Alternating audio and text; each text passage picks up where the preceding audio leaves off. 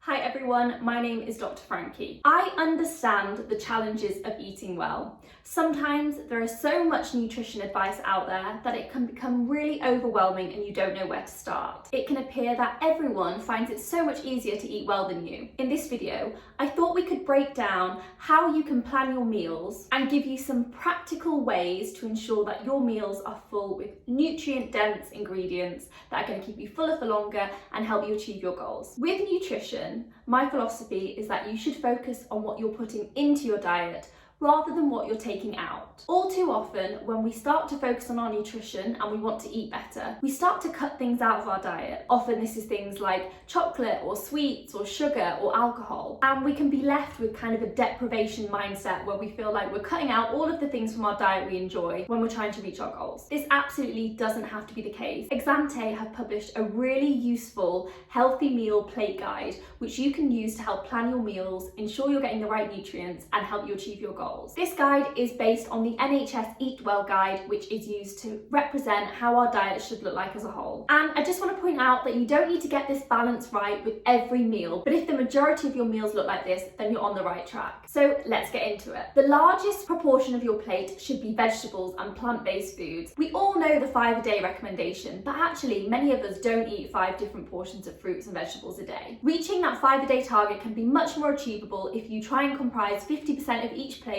with fruits and vegetables. When it comes to fruit and vegetables, variety is key because different vegetables and different fruits each have different amounts of vitamins and minerals and brilliant nutrients. You don't want to just be filling up your diet with the same vegetable, you want to be getting a good variety, and that is in colour, texture and type. When it comes to fruit and veg, they can be fresh, frozen, tinned, juiced, pulsed, it doesn't matter. Also, on that note, it's recommended that we eat 30 grams of fibre a day. Actually, the UK average is about 17 grams a day, so we're really not meeting our fibre target. Eating more fruits and vegetables can really help us achieve that fibre target as they contain lots of fibre. Fibre is an essential but often neglected nutrient, and it's important in regulating our digestive tract and bowel habits, regulating blood sugar and reducing risk of diabetes, but also things like keeping you fuller for longer, which can have implications for weight management, and also getting enough fibre reduces your risk of bowel cancer in the long run. Moving on to protein. Lean sources of protein should comprise about 1/4 of your plate, so 25%. Protein can come in the form of lean meats like chicken, but also fish and eggs. If you're vegetarian, then things like dairy products, milk, cheeses, yogurts are also great sources of protein. And don't forget those plant-based sources of protein, which include nuts, pulses, legumes, lentils, beans, chickpeas, peas. They are all great sources of protein too. Protein is an essential nutrient for growth and repair of our muscles. If you are exercising regularly, particularly if you are weight training, then you might need a little bit more protein, but you don't need to go crazy. Most people who are thinking about getting enough protein in their diet definitely are doing so. If you aim for 25% of your plate to comprise of a good source of protein, then you are well on your way to achieving a balanced and nutrient-dense meal. And the last 1/4 of your plate, so 25%, should be filled with good sources of carbohydrates. Now, carbs have had so much bad press and they are not the devil. Let me assure you, carbs are an essential component of any diet, and I would not recommend any diet that cuts out carbohydrates entirely. Carbohydrates are digested into glucose, which is a fundamental source of energy. Our brain actually can only use glucose, so it's vital that you are getting some in your diet. Good sources of carbohydrates include brown rice, sweet potato, bread, cereals, and porridge oats. There are many more great sources of carbohydrates, and often some fruits and vegetables as well contain good sources of carbs, such as bananas. Using this really useful tool by Exante will help you plan each meal